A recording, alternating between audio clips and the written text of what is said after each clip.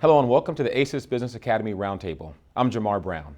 Our weekly video coaching series is designed to provide tested, real-world solutions to the real-world challenges today's businesses face. On this segment, Brian Connors, Managing Director of Consultants Link, and Ray Anderson, CEO of Anderson Business Coaching, joins us to discuss the 4 key issues that keep CEOs up at night. After watching, if you have any questions or comments you'd like Brian or Ray to address, simply type them up along with your name and email address in the form at the bottom of your screen, and we'll respond to you as soon as possible. Now let's welcome Brian Connors and Ray Anderson to the show. Thank you. Gentlemen, how are you both doing today? Great, thanks for having us. Good, thanks for being here. You know, Ray, we'll start with you. There are 4 key issues based on the research we've done and based on the interactions I've had with CEOs that really keep them up at night, that are the biggest challenges they face in terms of thinking about their business. And those 4 issues are time, talent, cash flow, and revenue generation. And on this program, what we'd like to do is to discuss in more detail what those challenges are, what those CEOs are thinking, and then we'd like to provide some real-world solution to those real-world challenges that are keeping them up at night. So let's start with time. And Ray, can you give us your perspective on how time is an issue that keeps most CEOs up at night? No, I'd be happy to, and I appreciate that kind of introduction. I think as we were starting this, the CEO came in and we kind of asked him, how's it going? And it was clear that he was kind of overwhelmed, and the issue is always time. And it seems like no matter where I've had a pleasure working, whether it's a 5-man company or a 500-man company, time is really important. The thinking set and the mindset of the guy with 500 is very different, though, than the guy with 5 employees. And so what I'd like us to think about is that, bigger executives think of time in terms of Pareto's 80-20 principle. They spend typically 20, they know what the 20% of the top priorities are, and their focus on time is to use their time against those because they produce 80% of the results. The second thing I think they do differently is they multiply their time by getting the right talent, and that's going to be another part of this, is that if you don't have the right people, no matter what you do, you can't get it. But how do you find the time to be able to get those? And the third thing that I think they do is they understand the importance of having systems in place and IT to be able to maximize their time use. So those are the 3 things that I think in time that they could be doing more effectively. I think that makes sense. But Brian, as I'm a CEO sitting here thinking about what Ray said, it makes sense. But then you think, wow, it kind of seems like it takes time to make time.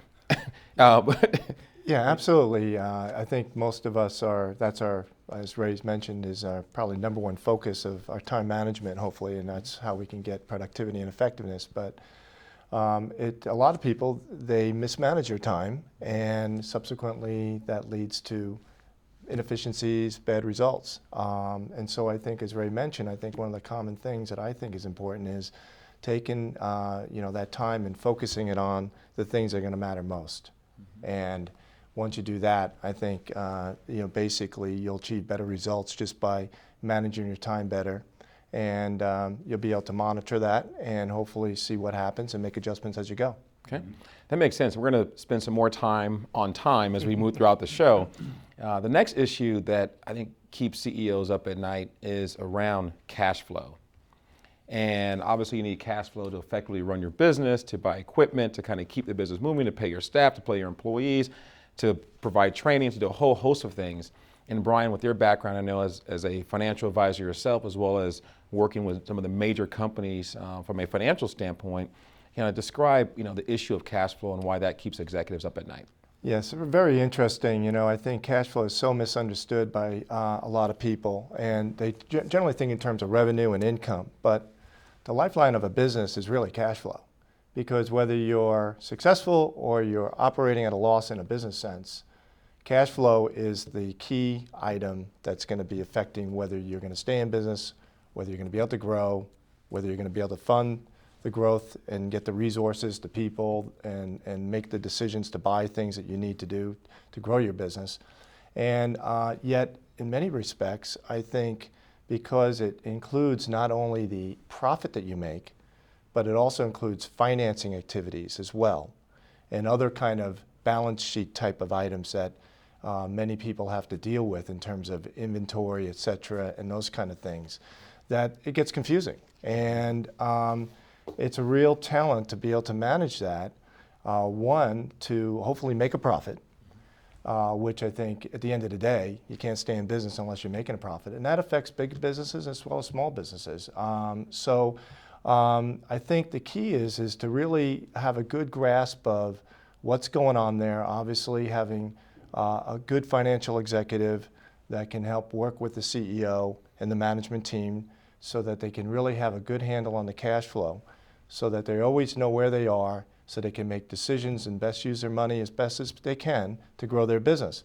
Interesting thing about it is that through the Great Recession, we've seen large businesses and small businesses be affected by this.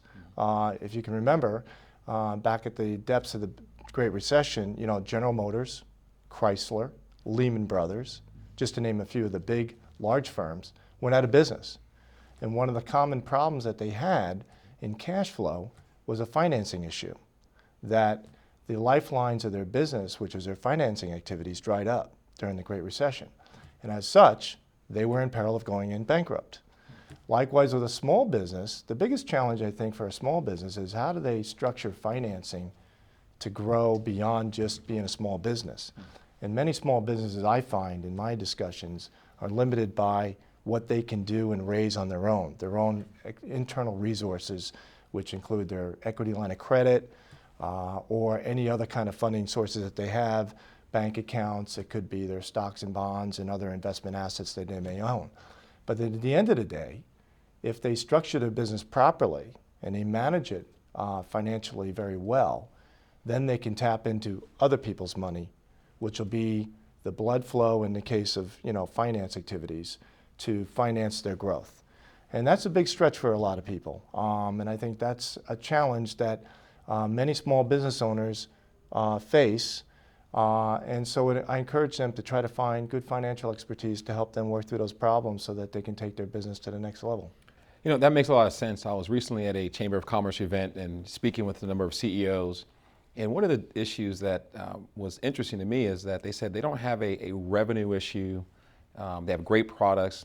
However, they have potential clients that want to buy a product from them, but they don't have the cash flow to buy the raw materials to produce the products for their clients. And I thought that was a very interesting issue, and it kind of speaks to what you're saying around cash flow being such an important aspect of business. Absolutely. In terms of many businesses, it's what they can do by using their ability to raise funds to support their growth. As you know, even if you want to grow, that it takes a certain amount of investment of some kind, either in people or other kind of infrastructure. And when you do that, you're going to tap into whatever resources you have on a financial basis to do that. And if they're limited, then you're going to have a limit on terms of the amount of revenue growth you can get. And also there's a delay in terms of when the revenues show up. I think anybody that's been in business long enough knows that and understands that. And so being able to understand and to project and have a good set of financial documents that project your cash flow going forward, having at least a 1-year plan and maybe a 3-year plan, I think in the long run, you're going to be better able to understand what types of financing you are going to need to finance the revenue growth, hopefully, that you're going to get to move your business up and move your business forward. And Brian said a very important word, Ray, and that's people. And that's the next issue that seems to keep CEOs up at night, and that is talent in the organization. How to bring the right talent in, how to keep the talent, how to train the talent. From your perspective and working with hundreds of organizations, speak to me about some of the biggest issues you've seen that CEOs face when it comes to recognizing, keeping, and developing talent in their organization. Yeah, one of the things, and we kind of touched on it here with cash flow. I mean, cash flow is not only a money issue, it's a talent issue. And I think sometimes what I experience is that, I've had the privilege of working with CEOs at the Fortune 50 level, and they think very differently than the smaller business. And I think there are 3 things that I see different that are tied into what we were talking about in terms of time and cash flow.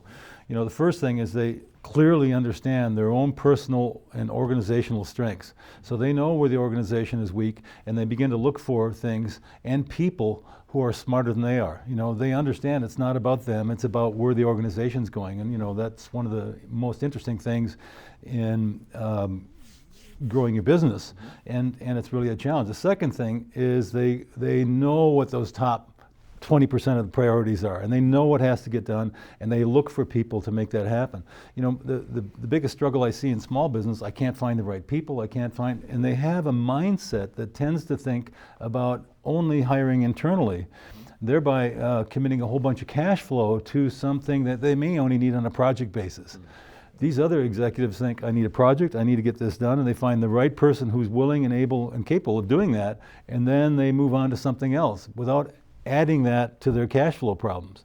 And the third thing they do is I find that they really actively seek mentoring and coaching, you know, and those of us who are former athletes at some point realize that coaching is everything, and they're open to getting mentoring, not only from the outside, but they'll look for mentoring on the inside. They're not afraid to tell somebody that I'm not as smart as you are, can you help us out? And I think that those three things, in terms of talent, have a huge impact, and it's a strategy that anybody can apply if they're willing to change what they're doing currently and embody these strategies that Fortune 100 guys are already using. So, And Ray, and it sounds like you're saying, from a talent perspective, it's really about the organization understanding what it is, you know, its values, its vision, its mission, and then identifying talent that fits within that versus going out and just trying to bring in the best talent. I know the other day we were talking about different, you know, you mentioned athletics, and one of my, you know, not my favorite team, but the New England Patriots, I think they do a really good job of,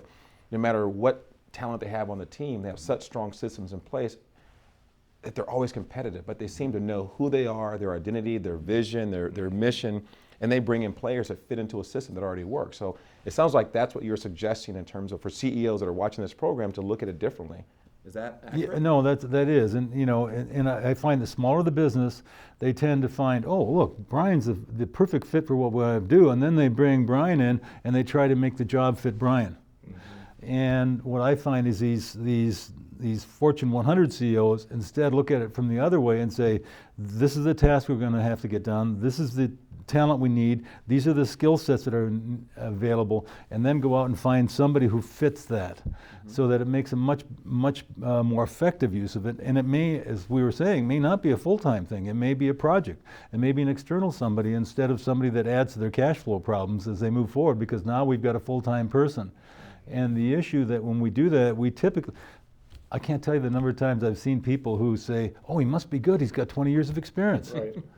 And then what we find out is he's got 1 year experience 20 times. Right. And you know, you bring him in and it's like, oh my God, what did I do? There was just an example that made just recently with, if you followed the Yahoo story with Marissa Mayer and a Google exec, that she thought, based upon his background experience with Google, that this gentleman would be able to take the company in terms of increasing their revenue and advertising, and it was totally just the wrong decision in terms of the right person for that job, and a misunderstanding of what their capabilities were. So it happens all the time, big companies and small companies. And Brian, we were both at an executive breakfast the other day, and it was really interesting talking to different CEOs of organizations. And I remember you made a comment about talent, about if you have the right talent in the room, then go. It comes back to that book by Jim Collins, Good to Great, and they analyzed and evaluated hundreds of Fortune 500 companies, and the one common thread that they came up with is that you can look at the value of the company in the future and where it goes and everything in the company, and it all came down to the talent and the people that they had doing the jobs that they had, and getting the right people on the bus and giving them the right goals and mission to accomplish and working as a team to get there. But in the same mindset, we talked about specifically, you can apply that at any level, big business, small business, and we see it even professional sports, as we were talking about with sports teams, where they have an individual given a job, very specific as to what they need them to accomplish. They don't need them to be the hero or to be the star. They just need them to execute and do their job. And I think the challenge for business today is to find that talent and to employ that talent to the best of their abilities in the right jobs and the right things that they do. One of the limitations, I think, going on out there too, for small business particularly, is there are always resources limited and talent limited. It's just the nature of the business. You can only afford so much. But I think today, the new paradigm that's emerging in my mind is the ability to tap into talent anywhere in the world through virtual means. And you can align that talent specifically what you need, as Ray said earlier, by project-based activities that have specific objectives, time, and need. And then when that particular need dissolves, then you can hopefully then realign without having to keep staff on unnecessarily, and you deploy your resources elsewhere as they're needed in the future. So that's a constant problem, I think, for a lot of business, and it takes a great executive team, I think, really to try to make sure that they, number one, have the leadership to lead those people in this new world, where leadership seems to be of growing importance, and also to get the execution on terms of getting the results. So. And I think we're spending a lot of time on talent, and because I personally believe that talent is one of the biggest issues that organizations face. It's sort of the number one reason that they can be successful, and it's also the number one reason why they can struggle. And I think because when you look at time, it's how are your employees using their time. When you look at cash flow, do you have employees that are looking at ways to generate cash flow to keep the business running? And so when you have the right people in the room, they're going to figure out ways to solve problems, to fix things, to think outside the box. And so I think businesses, it was explained to me years ago, it's about the people that you have and the decisions they make. That's really at the end of the day what business is. The people that you have and the decisions they make. And if you have the right people that are making the right decisions, then I've seen organizations achieve extreme success, whether it's in healthcare or the auto industry or Google or any other company out there. Right. Well, I think I wanted to piggyback on what you said earlier in this, in which you said vision, values, and mission, and the good leader really has clarity of vision and clarity of values, what's acceptable and what's not. So when people come in, they fit the culture. And I think what I've seen over and over, and the reference you made earlier, is that if you bring people in just for their talent and then find that they don't fit because 9 days later you go, who did I bring into this organization? Because we didn't really do a good job of understanding this is our culture, and does this person buy into the culture before you bring them in the door, instead of finding out afterwards that all this bright talent is of very little use to you because you don't get along. And he doesn't fit into the culture. So, that's the kind of strategic thinking that is really required for a leader to be able to move from where he is to where he wants to be. Exactly. And the last one, well, I know there's other challenges that keep executives and CEOs up at night. The four that we've identified through your research and the research we've done, time, cash flow, and talent. The fourth one is revenue generation and growth. You hear businesses talk about it all the time. They want to grow. They want to provide more shareholder value. They want to just achieve levels of success compared to their peers and that type of thing. And so from a revenue generation standpoint, what are those key challenges that CEOs face? It's the old age adage that without revenue nothing else matters, right? It all starts with sales and bringing revenue in the door, and then you can have a viable business. But I think there's a lot of challenges. One is right now we're in a very difficult, challenging economy where the growth rates are pretty slow. And so, a lot of companies are challenged by trying to grow their top line when there's only so much demand and there's only so much money going around in the economy to support that growth. But bottom line is, yes, you have to get more sales, you have to expand your business, you have to get into new markets, and you have to think globally these days. And I think a CEO is challenged at every level on all four of those. And then it comes back to the same thing of talent. Do you have the right people to try to generate that revenue? And that can be both a talent issue, but also a training issue, as Ray would probably agree, and I think you as well as Jamar, since your background has been in that area as well. And so I think there's a lot of focus on that by the CEOs, and maybe that is, in many respects, their number one concern is bringing in revenue today to make sure that they can support their growth and support their operations in this difficult economy. Right, and Ray, at the end of the day, I mean, it's appropriate revenue generation and putting in the right people to help generate that. And from your perspective in working with different companies, because I think part of the challenge is we want to grow, but we want to do it as efficiently as possible. We want to grow with by spending as little money as possible. And so that kind of seems to be a dichotomy of thoughts. We want to grow by spending less. But I think it's possible. What are your thoughts about that? No, and I think the real issue that as we talk about with a clear vision, crystal clear values, and then the mission becomes much easier, because if you have that, then you begin to hire people who are functionally very, very responsible. And as we talked about the other day, these are people. If you have a good organization, the good people stay and they get accomplished results. If they find there's a disconnect, the values are bad, they find that the mission that they signed on for is very different than what is happening inside the organization. The truth of the matter, the good ones leave and the mediocre ones stay. And so, if we haven't created scalability, if we haven't created a culture of growth and respect, the organization gets stuck, and then the CEO ends up spending his time on the 80% of stuff that only produces 20% of the results. So, there's a balance point here, and as we've had conversations, it's very difficult to work on the business when you're surrounded by this vortex of problems. And I think the CEO is responsible for that. And so, part of our conversations, we move forward, how do we get to the next level when we're stuck in the middle of all this, Right, and I think that's a great segue. We've set up the challenges, revenue, cash flow, talent, and time. And if I'm a CEO watching this program now, I'm really interested in, okay, what is the solution? How am I going to deal with these very real issues that are keeping me up at night? How am I going to be able to sleep better knowing that my organization is in a better place tomorrow than it was yesterday? And so I know that, Ray, you and Brian have established a really good partnership in terms of how to take an organization down a process to deal with these very real challenges. And I believe it starts with sort of an assessment. So can you start by taking us through, how does that process start, and where would a CEO begin?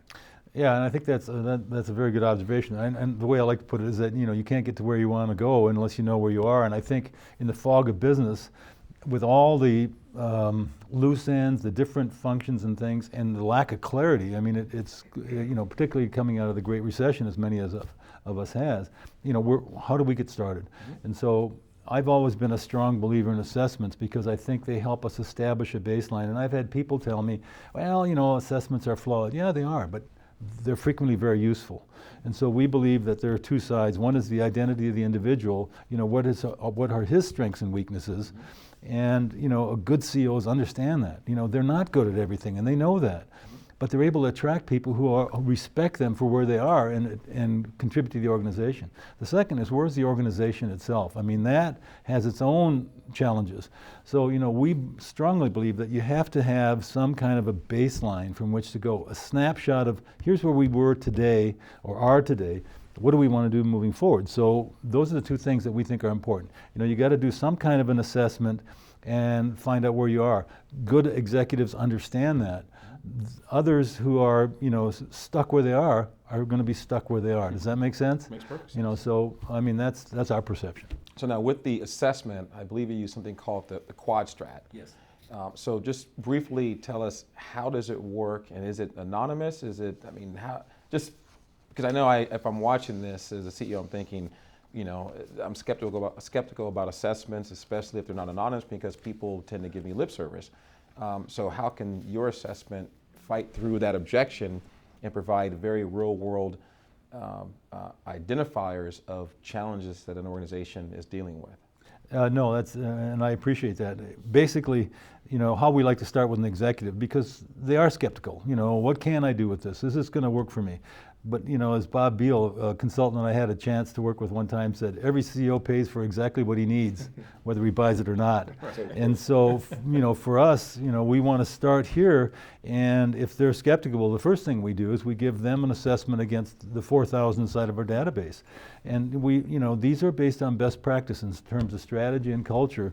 We have 11 elements of strategy and 8 elements of culture. And so very quickly, he can see, well, gee, this is how here's how I am against these world-class CEOs.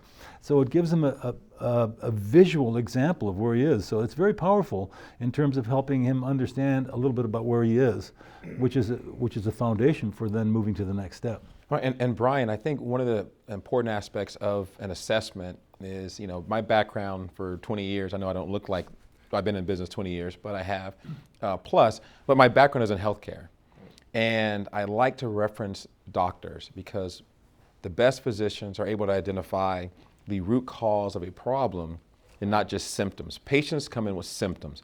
These organizations that we're talking about, whether it's time, cash flow, talent, revenue generation, these are symptoms of something. Sure. And I think the assessment helps to find the root cause. So from your perspective and looking at this assessment and assessments like it, how would you, I guess, describe your belief in this is the right way to start the process? Well, I think, as Ray has very well said, and as well as some of your experiences, Jamar, is that, again, companies that are doing the same thing and continue to do the same thing, that's the definition of insanity to many people. Mm-hmm. And in today's environment where it's so challenging in a business environment, we all have to kind of think a little bit more out of the box. The problem is that what do we work on when we look at the business, because there's so many interrelated parts. It's confusing, it's complicated, and I think, as Ray described, was assessment helps us really look at the data objectively and remove some of the emotional bias that we all have in what we're doing. So we can really focus in on areas that maybe weren't originally seemed to be important, but are. I heard one example one time. There was some issue in an organization where there was a problem with the copy machine. And for whatever reason, that things weren't getting done because the copy machine was broken. Mm-hmm. And so someone would push something down and get this report out, get this project done, and well, it didn't get done on time. Why? Well, it turns out the copy machine didn't work. So there's very sometimes little things that seem to be in the way, and I think, as probably Ray has had more experience than anybody in the sense of that organizations, when there's problems come up, sometimes the staff feels threatened about bringing that to the boss. Mm-hmm. And sometimes insignificant problems are sometimes the biggest barriers to getting things done.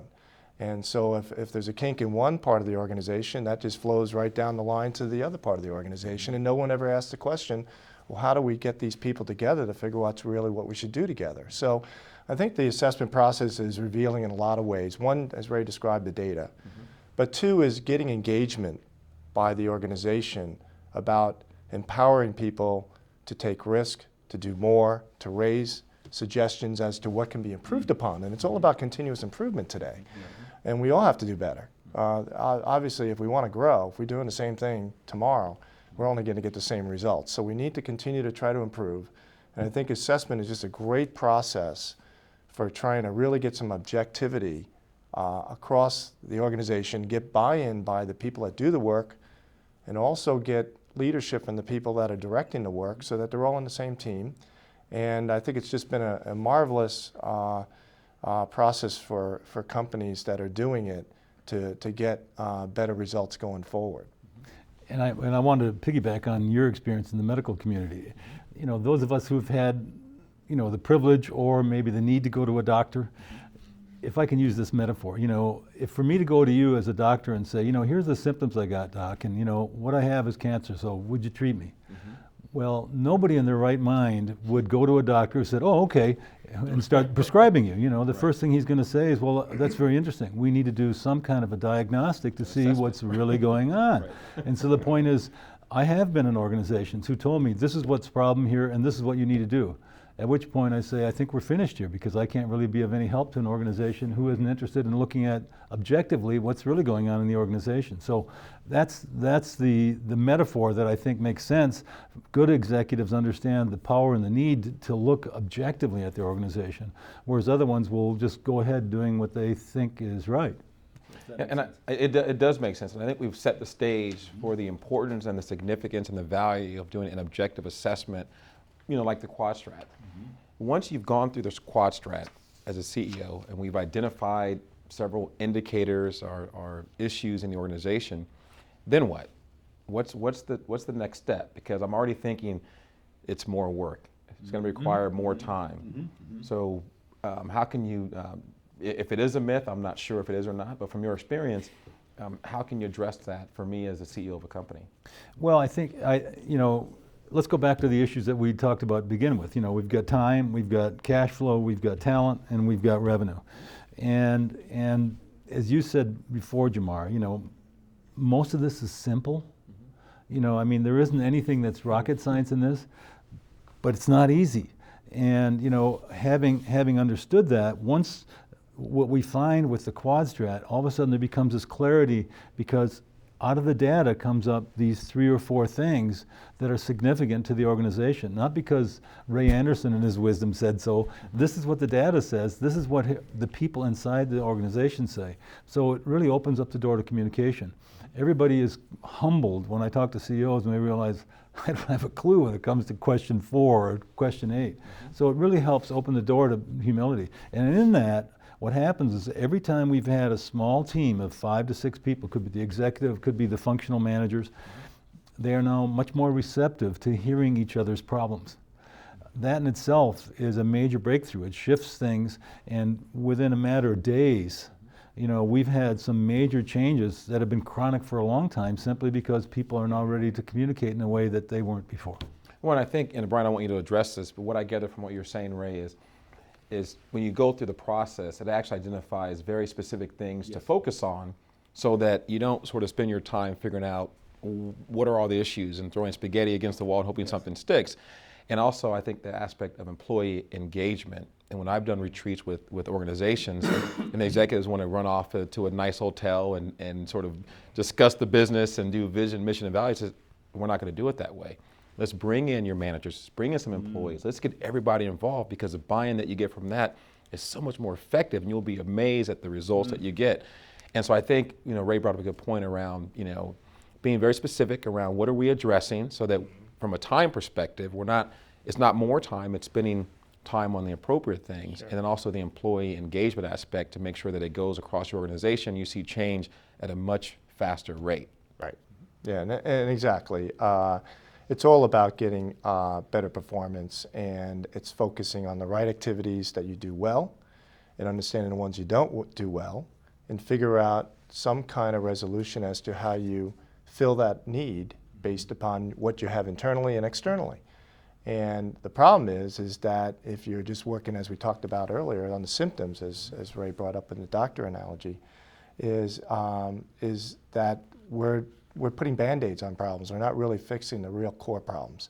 And truthfully, I think most of us agree, the people that really know the answers to the real core problems are not the executive team. It's the people doing the work. Right. Yeah. They're the ones living and breathing with the customers, with the day-to-day operational activities. They see the workflow. They're probably most likely to be the ones that can fix it, and they could fix it themselves, but many won't, because they feel, one, it's not my job. I haven't been given that authority to take that decision. They haven't been empowered to do that. They don't feel they're part of the organization or part of the team. They're just there to do their job. And in today's economy and global economy, that just doesn't work anymore. We need people that are empowered to take risks, to fix things that need to be addressed, or at least to feel comfortable that they can raise those issues to the people that make the decision on what to do. And that's a real leadership issue. And I think that's another new paradigm shift that's taken on growing importance, is that today leadership is more important than ever. And in fact, a leader that can take the risk of saying, I'm willing to assess my organization, I'm willing to assess myself, my effectiveness, is going to be so much more effective going forward, because they're going to see things that they can't see, and they're going to see things that others see and know how to fix those problems. They just have to ask, and they have to feel comfortable in giving the team the opportunity to speak up and to make those decisions, if they can, at the lower level, and then they'll get more productivity. It's pretty straightforward. Yeah. And you know, one of the things that you said is about using resources and sort of opening up our minds and looking outside, thinking outside the box. And you know, we've talked about virtual business models and things of that nature. And I know that between Consultants Link and Brian, your company, and Ray Anderson Business Coaching, you've come up with a way to really work together and address some of the key challenges businesses face in a very unique way. And it kind of comes out of the quad strat assessment and identifying what are the key issues to focus on. And then you formed a partnership to help go into an organization and deal with those issues very effectively. So can we start by talking about the partnership in and of itself, and then how does that look in terms of going into a business once the assessment is done and helping them address these issues in a very effective way? Okay. Yeah. Yeah, I think the alignment working with Ray is a really good one, and it flows out of the idea that we need people that can go in and talk to the executive team to understand their issues and their problems, as well as to what understand the organizational problems are. And that's usually best done with a coach. You know, as you said, if you want to become a better golfer or a better athlete, most professional athletes have a coach. And if you have someone that can communicate with the executive level to really see what drives them, both on a personal and a business level, I think that's just a great thing to have. And I would recommend it highly to any business owner that really wants to move forward to the next level. But in working with them, like Ray does, and then using the next phase, which is some form of assessment in terms of evaluation, I think that finally pigeonholes really what the real root problems are. And where consulting comes in is working with Ray in that assessment process. Once we identify what those critical, most important things are, hopefully we can narrow them down to maybe 2 or 3.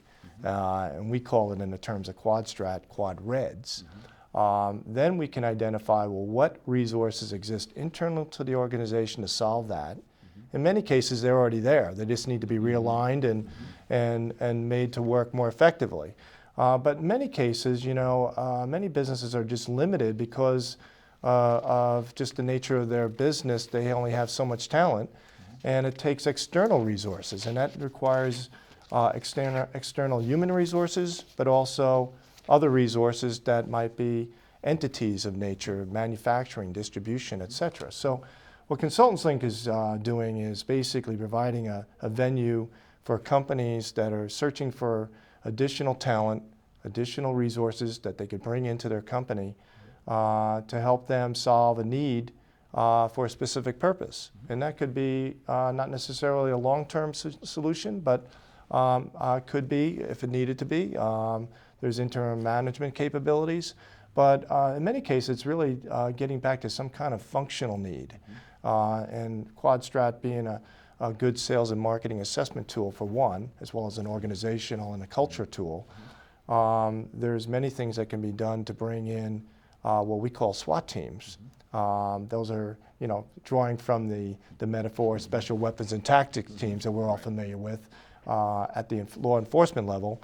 Applying that same kind of principle to business and bringing highly caliber, highly specialized expertise to come in and to solve a problem that's missing in the organization.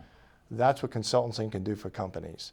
And how that evolves is really out of first knowing what is the real root problems are. And you know, we find that working with you know, people like Ray and coaches and also people that have an assessment process, it just helps the organization waste less time and less money on getting the resources and the talent they need to work on the problems that need to be done. You know, it's interesting. There's, you know, and it was mentioned earlier, the concept of experience. And I think that's going to be challenged in the business world moving forward because a lot of people have experience. I mean, 20, 30, 40 years. And when I hear that now, I get a little bit skeptical because I look at, it's not just the experience, it's the result. And if you're a CEO watching this program, you're thinking, all this sounds great, I'm looking at results. I'm looking at if my challenge is time, how do I generate more time for myself? If my challenge is cash flow, how do I generate more cash flow? If my challenge is you know, talent, how do I bring in the best talent? If my challenge is revenue generation, how do I do that? And I think people are looking for individuals that have expertise in those areas that have proven results. And so Ray, I'm going to turn the question over to you in terms of this process of the quad strat and the quad red, identifying key issues with the business, and then bringing in this concept of a resource. Well, I guess first looking at internal resources to see what exists in the business, and then if you don't have the proper resources within the business, then looking outside to the SWAT team concept that Brian mentioned. But I was going to fold my arms because I can see the CEOs doing that. Yeah. Tell me about the results. Yeah, if I can, because I think you've touched on something that's really, really critical. And, you know, one of the things that we like to think we can do in getting results is that typically one of the challenges I see as a CEO, he's really frustrated with why his people are not producing more results, and it sometimes devolves to the point of, they just aren't smart enough. And the truth of the matter, in my experience, has been they're smart enough, they just aren't trained enough. And so many times what happens is that, particularly at the front line, they don't even know what the vision is. They have no idea what the values are. They don't even know what's happening on the job many times. And I can share example after example in which they're doing what they think is right. So a lot of that is about mining what I call the cognitive reserve inside the organization. There is a lot more going on, and they need to know that when they say something, it's going to be applied. And I can't tell you the number of times somebody in the front line has said, well, I brought this up 4 times. And they called me a troublemaker, so I'm not bringing it up anymore. And so those are the kind of disengagements we find that really hurt the organization on an internal level. On the external level, the real good CEO will understand that he needs to build his own capacity, and he only can do that by getting other people on the outside who can look at the organization objectively and say, look, I have no dog in this fight, but here's what I see that needs to be done. So he doesn't have an emotional tie to it, and it makes it much easier for us then to be able to build the skills inside the organization if they need to be built. And occasionally, 10% of the time, you have somebody who shouldn't be there. But it's that rare. It's about 10%. In most cases, the frustration comes from nobody listening. So, when it comes to results, like I said, in a matter of days, we can start moving people in the right direction. It's not uncommon for us to get 3 to 5 times the investment for what they've put into this thing. So it's really important. And in fact, we're so committed to this that if they don't get the results that we're talking about here, we'll give them their money back. So. Okay. Well, I like that. Yeah. The money back guarantee. Ray, we've talked a lot about your quad strat approach and the quad red, identifier of the key issues in business and the SWOT team analysis of bringing a team in to address an issue. For our CEOs watching the program, can you give us a very specific example of that process and the results it delivered for the organization? Yeah, sure. We had a client that was a plastic manufacturer here in Southern California. And initially he was skeptical. He wasn't quite sure whether this would work or whether it'd be effective. And once we got the results, we simply brought together his CFO, his plant manager, and a couple of other people that were in functional roles. And what astounded him is how quickly they were able to just go to the items that were identified by them as important. And we understood that there were some communication issues between departments that were resolved. Within a matter of weeks, he had a couple of items that they'd been struggling with for years that the team itself brought to the table, and they fixed it. And he said, look, if Ray comes knocking on the door, you got to talk to him, because we were able to get results that quickly. And what was the key problem that was identified? The key problem was that, and as a sales and marketing guy, Jamar, you might appreciate this. I've frequently found that there's typically a war between the sales guys who are out there selling something, and the production guy says, you want it when? And the issue was that the sales guys would go out there, and the production was fighting it, because they were saying, well, wait a minute, you had 2 weeks and you cut it down to 3 days, now you want us to complete it. And so the issue was, how do we communicate more tightly with one another? And they began to appreciate each other's challenges and began to work together instead of working against one another. So there's the example that produced huge results for them. No, great example. We're about to wrap up the show. What I'd like to just have each of you take 15 seconds and sort of, speak to the CEOs that tune into the program and sort of summarize, our discussion and what you would like to share with them to really help them sleep better at night. Yeah, Jamar, I think key to what you're talking about is basically trying to get better performance, better results, and more growth. And one of the processes to do that is to understand what your key performance drivers are. And if it's cash flow, revenue growth, talent, or time, then you need to identify what's going on in those respective areas. And we found one of the best ways to do that is to use an assessment process. And if you do that, you'll just save a lot of time of doing things that you don't get to where you want to go, and you'll quickly identify the 3 most important issues that are affecting your business. Work on those. Spend 80% of your time working on those 20% of the goals that you want to accomplish, and you'll be further ahead than you were before you started that. And second to that is then once you do understand that, then you can have a better, clearer understanding as to what to do. And through our process of working with Ray and others, we found that it usually amounts to a couple of things. One is to have a meeting with the executive team to discuss that, and then come up with a strategy, which is basically some form of plan as to what you're going to do in the next 90 days.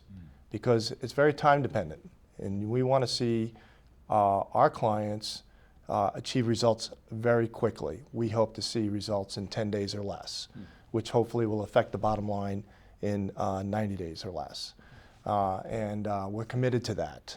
So I recommend, if you are a CEO listening to the program, that you consider maybe using some of these tools and these strategies basically to help you take your business to the next level. Ray, any closing thoughts? Yeah, and one of our strategies in the 90 days is what we call a 10% improvement plan. And we've talked about this before, Jamar, but it starts with the CEO. And if we can save at a 40-hour week, that's 4 hours a week for him.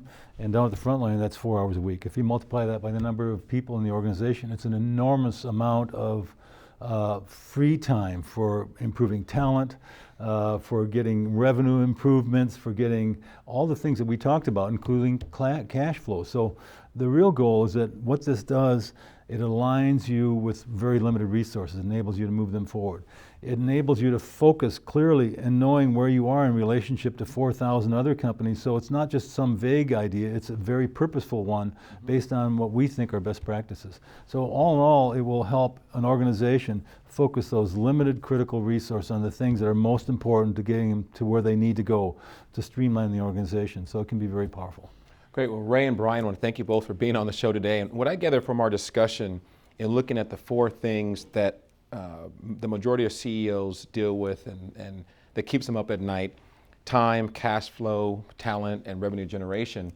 What I gather from our discussion is that a lot of CEOs are spending time working in their business versus on their business. They're spending time on these areas that are not really helping them grow, not really focus on bringing in the best talent, not really focus on having enough time to focus on those issues that are really, really important, and also not having the ability to generate the cash flow because they're managing issues, communication issues, problems in the organization. And so I think by doing the assessment and getting the root cause of the issues and not just symptoms, and then focusing the time very specifically on those particular challenges that can help generate the biggest return for the organization, I think that's really what I gather from our discussion. So once again, I want to thank you, Brian.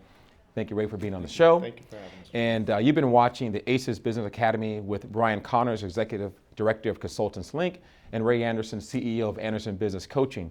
If you have any questions or comments based on what you've learned in this segment, just submit them along with your contact information using the form at the bottom of your screen. For more information you may find useful, please visit our resources page for additional videos and content. Also, if you're interested in speaking directly with a consultant like Ray or Brian about solutions specifically tailored to your business, the ACES Consulting Alliance includes a host of knowledgeable professionals with expertise in management, sales training, marketing and advertising, social media, human resources, and other key areas. For more information, call us at 951-781-8624 or visit acescalifornia.org and click on the Contact Us tab. I'm Jamar Brown, and I want to thank you for watching the weekly coaching series from the ACES Business Academy.